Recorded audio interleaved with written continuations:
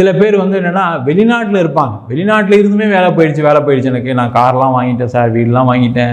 ஃபேமிலியோடு செட்டில் ஆகிருந்தேன், இப்போ திருப்பி இந்தியா வர வேண்டிய ரொம்ப பயமாக இருக்குது, என்ன பண்ணுறது தெரியல,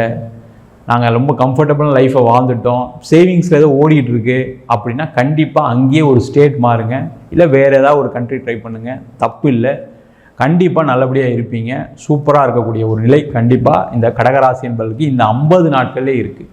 அதே போல் தொழில் செய்யக்கூடியவர்கள், நிறைய கடகராசி என்பதற்கு தொழிலில் மிகப்பெரிய கடன், மிகப்பெரிய ஒரு ஏமாற்றம், துரோகம், பணத்தை இழக்கக்கூடிய சூழ்நிலை, நல்ல ப்ராஃபிட்டில் பண்ணிட்டு இருந்துருப்பேன், திடீர்னு ஏதோ ஒரு சின்ன தப்பு நடந்தனால பெரிய நஷ்டத்தை சந்திக்கக்கூடிய ஒரு நிலை எல்லாருக்குமே இருந்திருக்கு. அவங்களாம் என்ன பண்ணணும்னா பிஸ்னஸுடைய பிளேஸை மாற்றுங்க, ஒரு ஆஃபீஸ் மாற்றுங்க, இல்லை சார் ஆஃபீஸ்லாம் சொந்த building sir, own building sir, அதனால் ஒன்றுமே பண்ண முடியாது அப்படின்னு நினச்சிங்கன்னா அட்லீஸ்ட் நீங்கள் இருக்கக்கூடிய டேபிள் சேராவது மாற்றுங்க, வேறு எதுவும் பண்ணாதீங்க. நீங்கள் இருக்கக்கூடிய பொசிஷனை மாறி உட்காரீங்க, ஈஸ்ட் சைட்